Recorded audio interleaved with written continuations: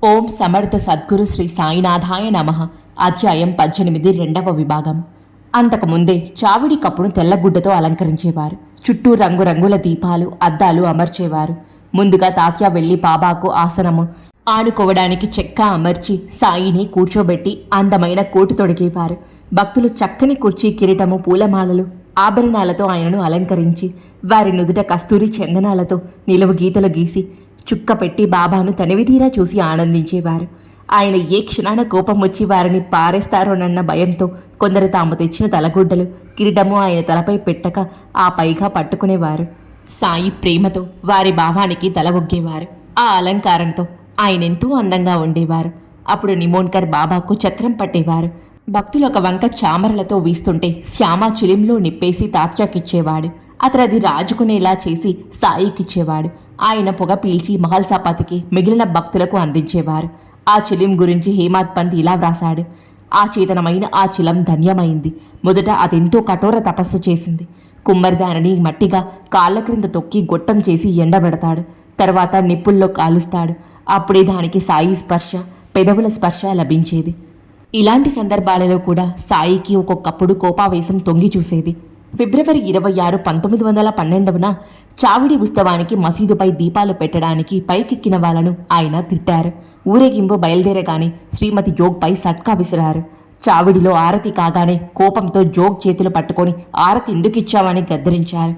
బాలాశింపి త్రయంబకులు అవి ఆశీస్సులని తలచి సాయికి సాష్టాంగ నమస్కారం చేశారు. ఉత్సవమయ్యాక భక్తులు సాయి మెడలో పూలమాలలు వేసి ఆయనకు పూలగుత్తులు సమర్పించేవారు. చివరకు జోగ్ మంగళవాద్యాలతో శ్రీజారతి చేశాక ఒక్కొక్కరే సాయి వద్ద సెలవు తీసుకొని ఇళ్లకు వెళ్లేవారు. అప్పుడు బాబా ప్రేమగా, నన్ను కనిపెట్టి ఉండు, రాత్రి వచ్చి నన్ను విచారించి వెళ్ళు అని తాత్యాతో అనేవారు. అందరూ వెళ్ళాక భక్తులిచ్చిన గుడ్డలు స్వయంగా పరుచుకొని సాయి విశ్రమించేవారు. రోజు విడిచి రోజు సాయి చావడిలో నిద్రించడం ఆరంభించాక భక్తులు దానికి తగిన మార్పులు చేశారు. అన్నా చించీన్కర్ దంపతులు ఎంతో కాలం షిరిడీలో ఉండి బాబాను సేవించారు. అతనికి 50 సంవత్సరాలు దాటినా సంతానం కలగలేదు. ఒకనాడు శ్యామ, బాబా, నీవెందరికో కోరికలు తీరుస్తున్నావు, కానీ వీరంతగా సేవిస్తున్నా ఒక్క బిడ్డను కూడా ప్రసాదించలేదేమీ అన్నారు. ఆయన నవ్వి, నన్ను నిజంగా కోరితే ఎప్పుడైనా తీర్చకుండా ఉన్నానా? ఏమీ తెలియని వాడిలా మాట్లాడతావేం? వీరేమీ అడగలేదు. వీరికి కొడుకును ప్రసాదించిన ఒక తరం కంటే వీరి వంశం నిలవదు. అంతకంటే కలకాలం కొనసాగే వంశ ప్రతిష్ఠ ప్రసాదిస్తాను అన్నారు. ఆయన భావం ఎవరికీ అర్థం కాలేదు. అప్పట్లో అన్నాకు ఒక కోర్టు వాద్యం 3 సంవత్సరాలు నడిచింది. దానిని గురించి ఎప్పుడు అడిగినా అల్లాహ్ మేలు చేస్తాడు అనేవారు సాయి. ఒకరోజు అతడు వ్యాజ్యంలో ఓడిపోయినట్లు ఎవరో జాబు వ్రాసారు. అది తీసుకొని దీక్షిత్ అన్నా కోపంతో మసీదు చేరగానే సాయి ఉగ్రులై, ఈ ముసలివాడికి నా మీద నమ్మకం లేదు, ఆ ఉత్తరం అవతల పారేయండి అని కసిరారు. కొద్ది నెలల తర్వాత కోర్టువారు అన్నాకు అనుకూలంగా 1800 రూపాయలు డిక్రీ చేశారు. ఆ భక్తులిద్దరూ సంతోషంతో బాబా వద్దకొచ్చి ఆ పైకమంతా దక్షిణగా వారినే తీసుకోమన్నారు. ఆయన నవ్వి, అది నేనేం చేసుకుంటాను, నాకు ఇల్లా కుటుంబమా, నీవే తీసుకో అన్నారు. చివరకు సాయికి ఆశ్రయమైన చావిడి మరమ్మతుకు ఆ పైకం వినియోగించారు. అందుకే అక్కడ లక్ష్మీబాయి దామోదర్ బాబారే అని ఆ దంపతుల పేర్లుంచారు. ప్రతిరోజు ఉదయం 5 గంటల ప్రాంతంలో భక్తులందరూ ఛత్రచామరలు, దండాలు తీసుకొని ఆరతికి మసీదు చేరేవారు. ఒకరు బాబా ప్రక్కన నిలిచి ఛత్రం పడితే ఒకరు చామరంతో వీస్తుండేవారు. అప్పుడు మేఘడు అంతా సిద్ధం చేసి బాబాకు ఆరతిచ్చేవాడు. వెంటనే భక్తులందరూ శ్రీ సచ్చిదానంద సద్గురు సాయినాథ్ మహారాజ్ కీ జై అని ఎలుగెత్తి చాటి తాళాలు చేతులు తడుతూ ఆరతి పాడేవారు. ఆరతి తమ ఎదుట తిరగకుండా ఛత్రచామరలు పట్టిన వారు దూరంగా వెతికి నిలబడేవారు. తర్వాత ఒక్కొక్కరే సాయికి నమస్కరించి ఊది తీసుకొని కాలకృత్యాలకెళ్లేవారు. కొద్దిమంది బాబా సన్నిధిలో కూర్చునేవారు. ఇలా రోజుకు 4 ఆరతులు జరిగేవి. మేఘడు జీవించి ఉన్నంతకాలం అతడే ఆరతిచ్చేవాడు. తర్వాత బాపు సాహెబ్ జోగ్ ఆ కార్యక్రమాన్ని స్వీకరించారు. ఇవి నేటికి ఇలానే జరుగుతూ ఉన్నాయి.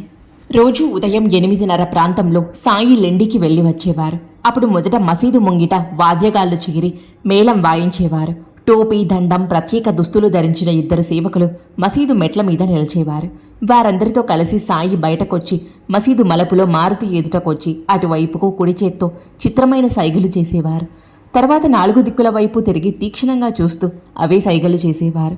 తర్వాత గురుస్థానం దగ్గరున్న వీధుల కూడలిలో నిలిచి అచటి వేప చెట్టు వైపుకు చూస్తూ తమ గురుస్థానానికి శ్రద్ధాంజలి చెప్పుకుంటున్నట్లు సైగలు చేసేవారు.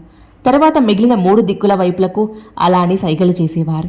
వాడాలోని వారు అప్పుడే షిరిడీ చేరిన భక్తులు వారిని అక్కడ దర్శించి నమస్కరించుకునేవారు. తర్వాత ఆయన దక్షిణంగా ఉన్న వీధుల కూడలిలో నిలిచి సైగలు చేసేవారు. ఇప్పుడు అక్కడ గుర్తుగా గూటిలో సాయి పాదుకలు ప్రతిష్ఠించారు.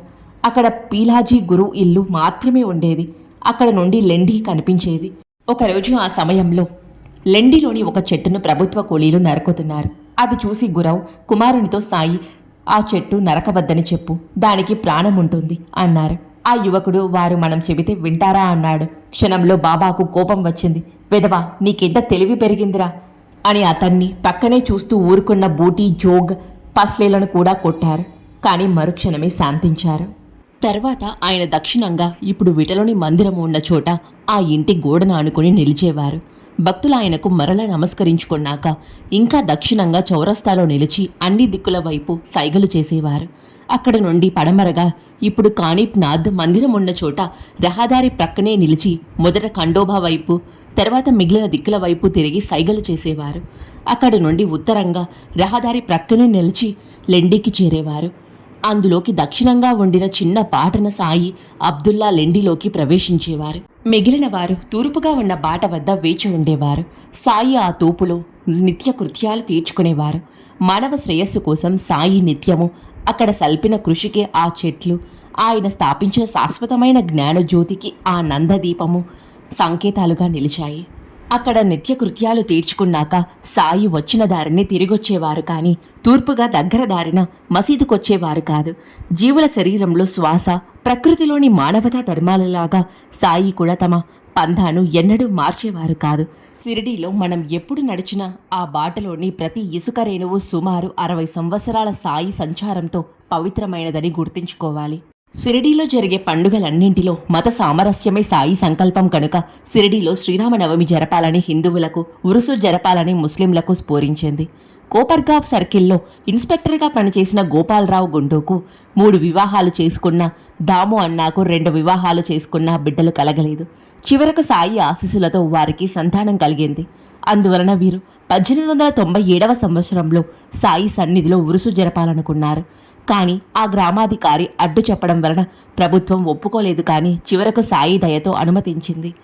నాడు శ్రీరామనవమి కూడా అయ్యింది. ఆ ఉత్సవానికి ఎందరో జనమొస్తారు. ఆ ఊరిలో ఒక బావి ఎండిపోయింది. 2వ దానిలోనివి ఉప్పు నీరు. అప్పుడు బాబా ఆ బావిలో పూలు వేశారు. అప్పటి నుండి అది మంచినీరయ్యింది. ప్రక్క గ్రామాల నుండి కూడా నీరు సరఫరా చేశారు. ఊర్లో ఎన్నో దుకాణాలు వెలిశాయి.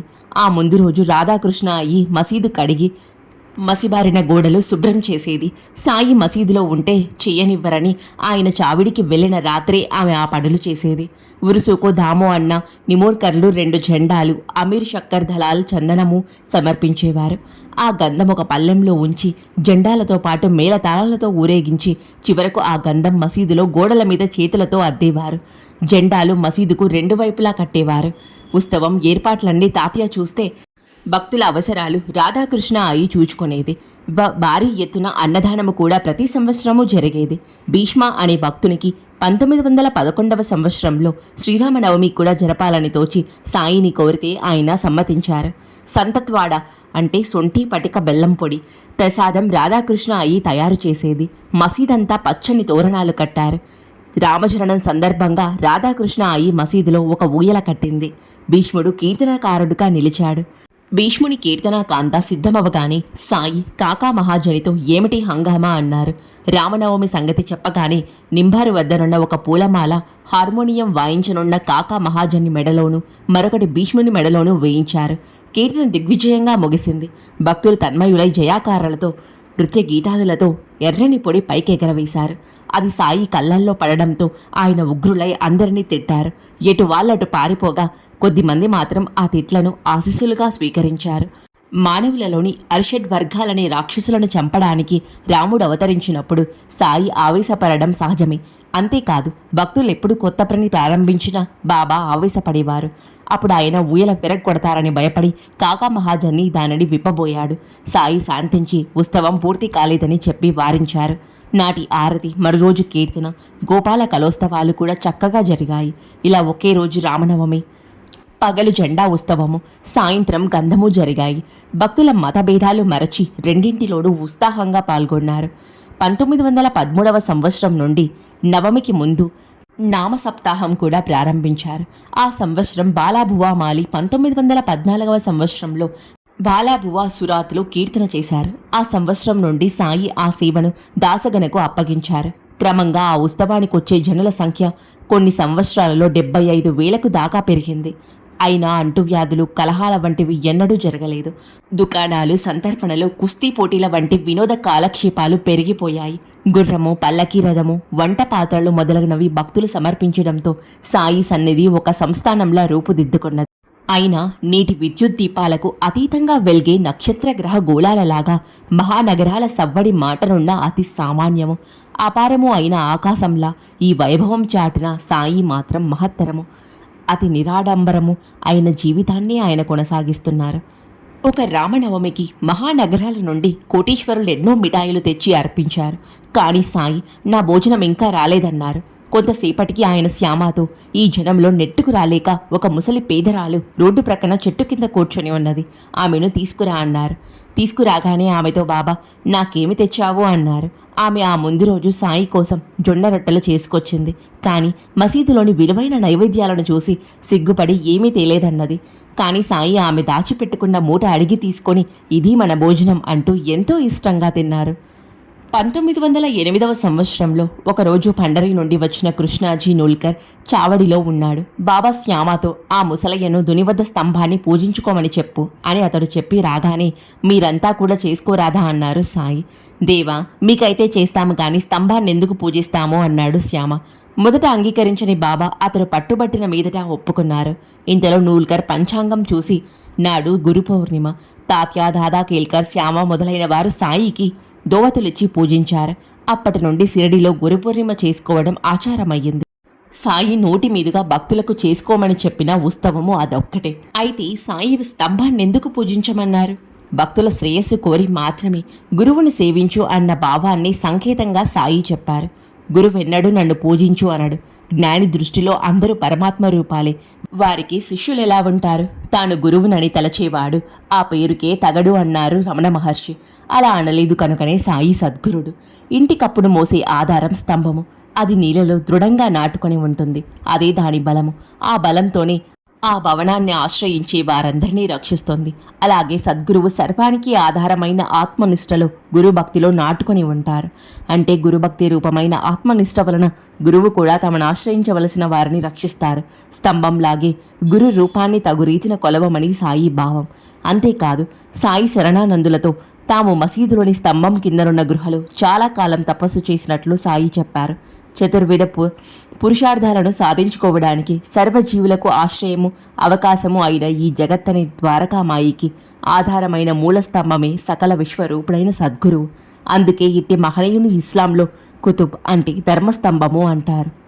ద్వారకామాయి అనే శరీరం మూలాధారం నుండి సహస్రారం వరకు ఉన్న వెన్నుముక మేరుదండము అనే స్తంభం మీద ఆధారపడి ఉంటుంది. అన్ని ఆధ్యాత్మిక స్థితులలోనూ తనలో ఇముడ్చుకున్న గురువు కది సంకేతం. నిరంతరం గురువును సేవించిన వారికి అప్రయత్నంగా ఆ మార్గం తెరుచుకొని యోగ విద్య సిద్ధిస్తుంది. సాయికి వారి గురువు వలన సిద్ధించినట్లు అదే సాయి చెప్పినది. గోపాలరావు గుండ్ ఒకసారి శిథిలమైన మసీదును మరమ్మత్తు చేయించాలని రాళ్లు తెప్పించి చెక్కించాడు. ఆ తర్వాత పని నానా చందోర్కర్కు నేల చదును చేసి బండలు పేర్చడం కాకా దీక్షిత్కు అప్పగించారు బాబా. మొదట శ్రీ సాయి ఇందుకు ఒప్పుకోలేదు. మహల్సాపతి ఎలాగో ఒప్పించాడు. సాయి చావడిలో నిద్రించిన రాత్రి మసీదులో నేల బాగు చేసి ఎత్తైన పీఠం అమర్చారు. నాటి నుండి సాయి గోనె మీద కూర్చోవడం మాని దానిపై కూర్చొనారంభించారు. 1914వ సంవత్సరంలో భక్తులు ఎంతో శ్రమపడి మసీదు ముంగిట బాగు చేశారు. మొదట అది చాలా చిన్నదిగా ఉండి భక్తులకు ఎంతో ఇబ్బందిగా ఉండేది. దానిని పెద్దది చేసి పైన కప్పించాలని కాకా దీక్షిత్ పని ప్రారంభించారు. రాత్రంతా కష్టపడి భక్తులు కమ్ములు నాటారు. ఉదయాన్నే చావడి నుండి వచ్చిన సాయి అది చూసి కోపించి ఆవేశంతో 2-3 కలిసి కానీ నాటరాలవి గాని ఆ కమ్మలను ఒక్కరే పీకి పారేశారు. ఆయన ఒక చేత్తో కమ్మ పిరికి వేస్తూ మరో చేత్తో సమీపంలోని తాత్యా పాటిల్ గొంతు పట్టుకున్నారు. అతని తలపాగా బలవంతాన లాక్కొని దానికి నిప్పట్టించి ఆ కమ్మె పాతిన గుంటలో వేశారు. కోపంతో సాయి కన్ను ఎర్రగా అగ్ని కణకాలలాగా వెలిగాయి. అందరూ భయభ్రాంతులై చూస్తూ ఉండగా శ్రీ సాయి తమ జేబులో నుంచి 1 రూపాయి నాణెం తీసి భగవదర్పితం అన్నట్లు గౌరవంతో ఆ గుంటలో వేశారు. అంతసేపు ఆయన తాత్య గొంతు విడిచిపెట్టలేదు. తాత్య భయంతో వణికిపోతున్నాడు. అతనికి ఏమి జరుగుతుందో ఎవ్వరికీ అంతుపట్టలేదు. జోక్యం చేసుకోవడానికి ఎవ్వరికీ ధైర్యం చాలలేదు. చివరకు ధైర్యం చేసి వారింపు చూచిన బాగోజీని బలంగా నెట్టి అతని మీద ఇటుక ముక్కను విసిరారు సాయి. కొంతసేపటికి ఆయన శాంతించి ఒక భక్తుని దుకాణం నుండి జరీ తలపాగా తెప్పించి తాత్య తలకు చుట్టారు.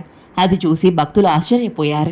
చివరకు మసీదు మరమ్మతులని సక్రమంగా పూర్తయిన నాడు సాయి నీమ్గావ్ వెళ్లారు. అక్కడ నుండి ఆయనను భక్తులు మేళతాళాలతో ఊరేగింపులతో పునరుద్ధరించిన మసీదుకు తీసుకొచ్చారు.